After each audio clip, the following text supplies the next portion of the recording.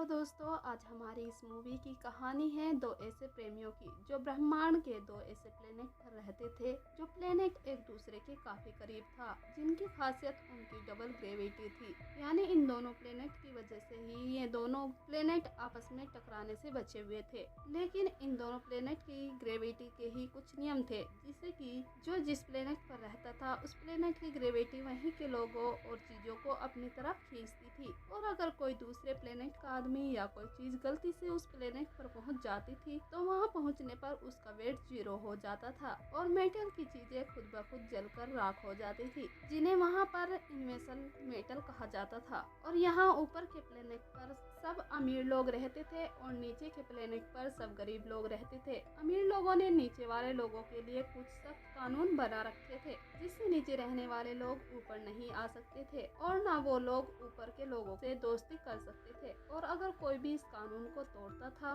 तो उसे मौत की सजा दी जाती थी। इन दोनों प्लेनेट को सिर्फ एक ही बिल्डिंग जोड़ती थी, जिसका नाम ट्रांसवर्ल्ड था। यही हम नीचे के प्लेनेट पर एक एडम नाम के बच्चे को देखते हैं, जो एक अनाथ आश्रम में रहता था। एडम के पेरेंट्स की मौत ऑयल रिफाइनरी में आग लगने की वजह से हो गई थी।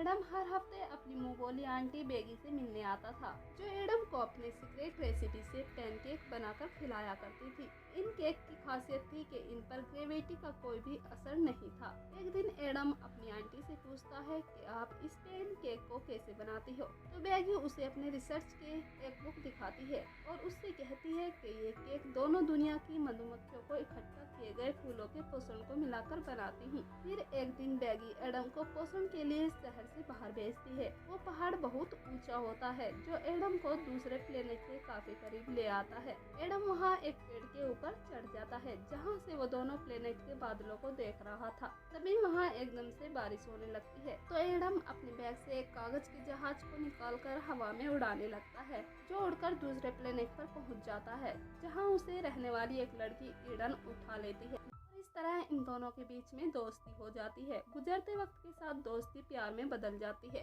एडम और एडम भी बड़े हो जाते हैं। एक दिन एडम लेट हो जाती है, तो एडम एडम से लेट होने की वजह पूछता है, तो एडम उसे बताती है कि हमारे पड़ोसियों के घर चोरी हो गई है। तो पुलिस को लगता है कि ये काम नीचे रहने वाले किसी आदमी का है। ये सुनकर एडम परेशान हो जाता है, तो एडम उसे कहती है कि तुम्हें घबराने की कोई जरूरत नहीं है, मैं हमेशा तुम्हारे साथ हूँ। ये सुनकर एडम खुश हो जाता है और वो एक रस्सी के जरिए एडम को अपनी दुनिया में खींच लेता है, जिसके बाद ये एक दूसरे के साथ बहुत अच्छा वक्त बिताते हैं। एडम एडम से कहती है कि काश मैं तुम्हारी दुनिया को देख पाती। ये सुनकर एडम अपनी प्रेमिका की इच्छा पूरी करने के लिए एडम को अपने कंधे पर बिठाकर अपनी दुनिया दिखाने लगता है। अब ये लोग कुछ दूर ही पहुँच पाते हैं, लेकिन इन्हें तभी गोली चलने की आवाज सुनाई देती है, जिसे सुनकर एडम एडम को लेकर जल्दी से उसी पहाड़ की चोटी पर आ जाता है और एडम को वापस उसकी दुनिया में भेजने लगता है। लेकिन तभी एक पुलिस वाला उस रस्सी पर गोली मार देता है, जिसकी वजह से एडन तेजी से अपनी दुनिया की एक पहाड़ी पर आकर गिरती है और उसके सर से खून बहने लगता है। ये देखकर एडम जोरों से चिल्लाने लगता है। वहीं पुलिस एडम की सजा उसकी मुंह बोली आंटी बेगी को देती है। पुलिस बेगी के घर को जलाकर उसे अपने साथ ले जाती है। फिर हमें 10 साल बाद का समय दिखाया जाता है, जहाँ एडम एक घर में बैठा होता है।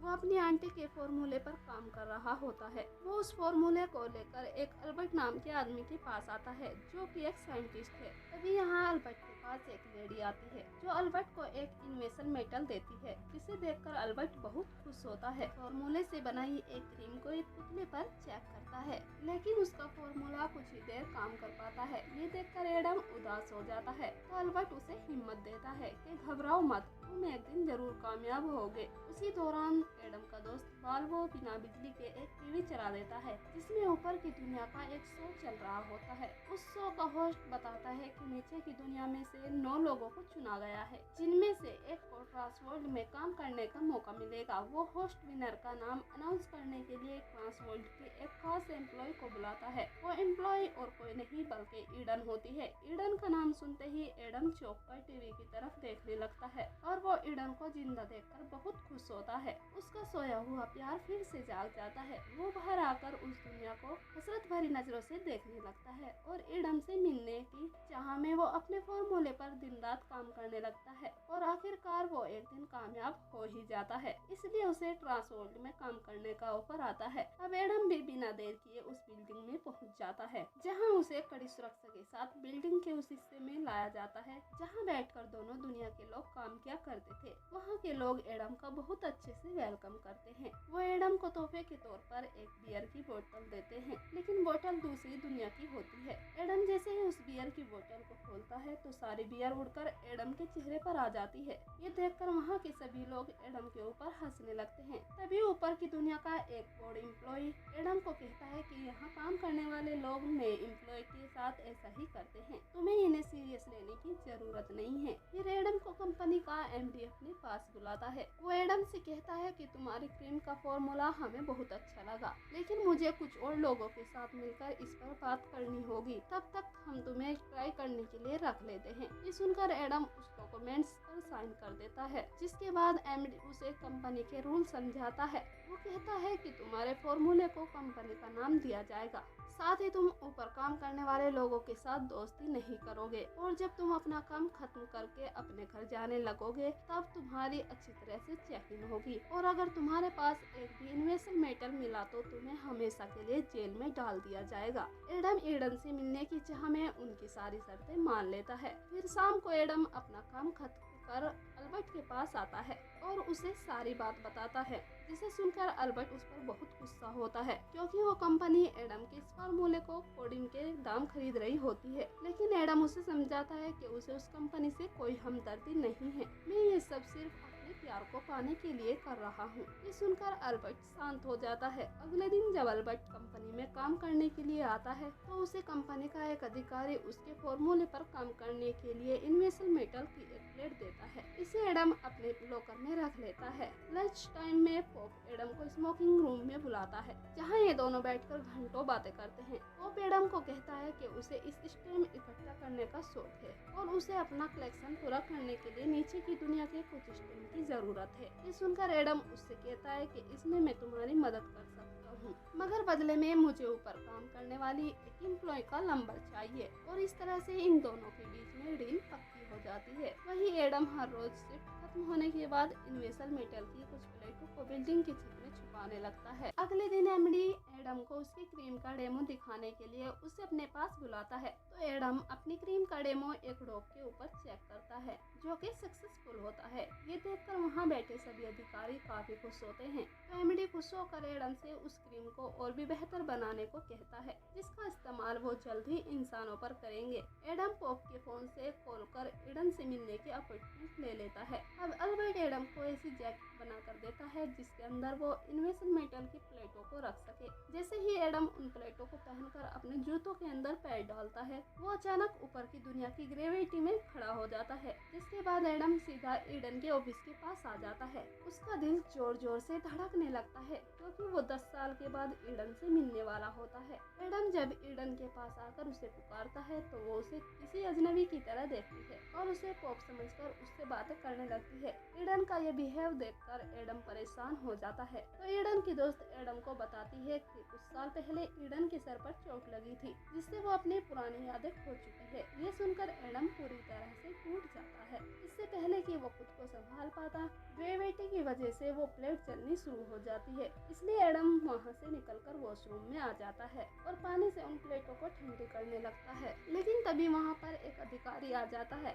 जिसे देखकर एडम हल्के होने का ड्रामा करने लगता है, मगर ये उसकी सबसे बड़ी गलती होती है क्योंकि ग्रेविटी की वजह से उसका आयरन अलार्म तक पहुँच जाता है। वो अलार्म एक्टिवेट हो जाता है। इसके बचते ही एडम वहाँ से भागने लगता है तो वो देखता है कि वहाँ के गार्ड उसी की तरफ आ रहे हैं, जिन्हें देखकर एडम को मजबूर होकर वहाँ से भागना पड़ता है। अगले दिन एमडी की एक असिस्टेंट उसे एक फाइल देती है, जिसे उसे 15 लेडीजों में से एक लेडीज को चुनने को कहा जाता है। इसी दौरान एमडी भी वहाँ आकर कुछ लोगों को नौकरी से निकाल देता है, जिनमें एडम का दोस्त भी शामिल होता है। लेकिन जाने से पहले पॉप एडम को एक बॉक्स देता है जिसके अंदर पॉप का आईडी कार्ड और ऊपर की दुनिया का मैप और उसके घर का एड्रेस होता है। शाम को फिर एडन पॉप के नंबर पर कॉल करती है जिसे एडम उठाता है। एडन उसे लंच के लिए इनवाइट करती है जिसे सुनकर एडम की खुशी का ठिकाना नहीं रहता। वो जल्दी से तैयार होकर कंपनी के एग्जिट दरवाजे तक पहुंच जाता है जहां वो पॉप की आईडी कार्ड को यूज कर बड़ी आसानी से शहर के अंदर दाखिल हो जाता है।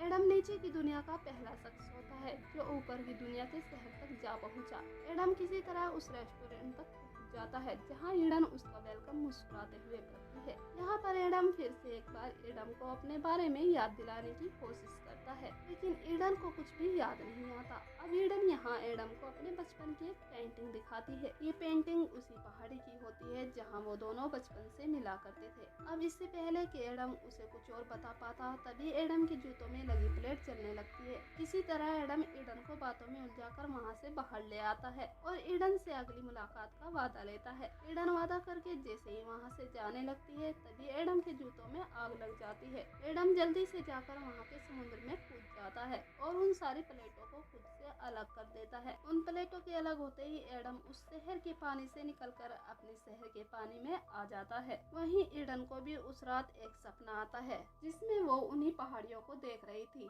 अगली सुबह एडम को अपनी क्रीम का डेमो देना होता है। एडम अपनी क्रीम को एक ओल्ड वुमेन के फेस पर लगाता है जो क्रीम लगते ही जवान हो जाती है। ये देखकर कंपनी के अधिकारी बहुत खुश होते हैं। तभी वहाँ पर एडन भी आ जाती है जो एडम का असली नाम जानकर हैरान हो जाती है और गुस्सा होकर वहाँ से बाहर चली जाती है। ये देखकर एडम उसे समझाने के लिए उसके पीछे जाता है लेकिन एग्जिट पॉइंट पर पॉप की आईडी काम नहीं करती और वहाँ का अलार्म बज उठता है। ये देखकर एडम वहाँ से भागने लगता है जिसके बाद उस शहर की सारी पुलिस एडम को ढूंढने लगती है। उधर एडम रोते रोते एडम के नाम के बारे में सोच रही होती है और सोचते सोचते उसे बचपन की सारी बातें याद आ जाती है। वहीं एडम किसी तरह पुलिस से बचते हुए पॉप के घर पर आ जाता है और उसे अपनी सारी सच्चाई बता देता है जिसे सुनने के बाद पॉप उसे एक ऐसी जैकेट देता है जिसमें वो प्लेट कभी भी गर्म नहीं होंगी। तभी एडम पॉप को अपने फॉर्मूले का सीक्रेट बता देता है जिसके जरिए ये दोनों दुनिया की ग्रेविटी को कंट्रोल कर सकते थे। ये देखकर पॉप हैरान हो जाता है और एडम को आगाह करता है। वो एडम से कहता है कि कंपनी तुम्हारे फॉर्मूले का गलत इस्तेमाल कर सकती है। तो एडम उसे कहता है कि मैं जानता हूँ इसलिए मैंने कंपनी को अपना रियल फॉर्मूला नहीं दिया है। रात में एडम फिर से उसी रेस्टोरेंट में आता है जहाँ ईडन बड़ी बेसब्री से उसका वेट कर रही थी। ईडन उसे देखते ही गले लगा लेती है और वो उससे कहती है कि मुझे सब याद आ गया है। लेकिन एडम कुछ कह पाता वहाँ पर पुलिस आ जाती है। ये देखकर एडम वहाँ से भाग जाता है और वो किसी तरह अपनी दुनिया में आ जाता है। लेकिन अब एडम की खबर पूरे शहर में फैल जाती है इसलिए अब एडम ऊपर नहीं जा सकता। वो हर रोज उसी पहाड़ी की चोटी पर बैठकर एडन का वेट करने लगता है। कई दिनों के बाद एडम का इंतजार खत्म होता है और उससे मिलने के लिए एडन वहाँ पर आ जाती है। ये दोनों कई दिनों के बाद एक दूसरे से बहुत सारी बातें करते हैं। अब एडम उसे उसके घर छोड़ने के लिए फिर से उसकी दुनिया में पहुँच जाता है लेकिन वहाँ की पुलिस एडम और एडन को चारों तरफ से घेर लेती है। ये देखकर एडम अपनी सारी प्लेट निकाल कर फेंक देता है और एडन को लेकर अपनी दुनिया में जाने लगता है। लेकिन वो दोनों एक ब्लॉक के अंदर फंस जाते हैं तो एक पुलिस वाला उनकी रस्सी पर गोली चला देता है और ये दोनों हवा में लटक जाते हैं। एडन किसी तरह एडम का हाथ पकड़ लेती है। वहीं पर उसका हाथ उस ब्लॉक से फिसलने लगता है। ये देखकर एडम अपने प्यार को बचाने के लिए एडन का हाथ छोड़ देता है और वो अपनी दुनिया के एक पेड़ पर आकर गिरता है जिसकी वजह से उसकी जान बच जाती है। वहीं एडन को पुलिस गिरफ्तार कर लेती है और इसी तरह कई हफ्ते गुजर जाते हैं। एडम एडन की याद में इधर उधर भटक रहा होता है तो उसके पास एक अनजान गाड़ी आकर रुकती है जिसमें से कुछ लोग बाहर निकलते हैं जो एडम को उठाकर ले जाते हैं। वो एडन के बदले एडम से उसकी क्रीम का फॉर्मूला पूछते हैं। एडन की जान बचाने के लिए वो उन्हें अपना फॉर्मूला बता देता है जिसके बाद वो एडन से दूर रहने की धमकी देकर उसे वहीं पर गाड़ी से बाहर फेंक देते हैं। अब एडम पूरी तरह से टूट जाता है क्योंकि वो अपने फॉर्मूले और अपने प्यार दोनों को ही खो चुका था और वो फिर से अपनी पुरानी जिंदगी में लौट आता है। वहीं एडन एडम से मिलने के तरीके ढूंढ रही थी। एडन एक दिन पॉप के घर आती है और उससे मदद मांगती है, जिसके बाद अगले ही दिन पॉप एडम से मिलने के लिए नीचे की दुनिया में आ जाता है। अब पॉप को नीचे देखकर एडम हैरान हो जाता है। एडम के पूछने पर पॉप उसे बताता है कि उसने ग्रेविटी को कंट्रोल करने का फॉर्मूला ढूंढ लिया है। ये सुनकर एडम बहुत खुश होता है। पॉप एडम को ईडन का एक लेटर देता है और बताता है कि ईडन तुम्हारा उसी रेस्टोरेंट में वेट कर रही है। साथ ही पॉप जाने से पहले इन्हें बताता है कि उसने अपने स्टेंट के कलेक्शन की बदौलत अल्बर्ट के नाम पर एक नई कंपनी शुरू की है, जहां वो एडम के फॉर्मूले द्वारा तैयार की गई क्रीम को बनाया करेंगे। वहीं हम आखिरी बार उस रेस्टोरेंट को देखते हैं जहां कई महीनों बाद आज ये दोनों मिलते हैं। यहाँ एडन एडम को एक खुशखबरी देती है। वो एडम से कहती है कि मैं प्रेग्नेंट हूँ। ये सुनकर एडम और भी ज्यादा खुश हो जाता है और वो एडन को गले से लगा लेता है। फिर हम बदलती हुई इस दुनिया को देखते हैं जहाँ लोग अमीरी गरीबी भूलकर आपस में मिलजुल कर रहने लगते हैं और अंत में ये दोनों दुनिया एक हो जाती है। और इसी सीन के साथ हमारी इस बेहतरीन मूवी का एंड हो जाता है।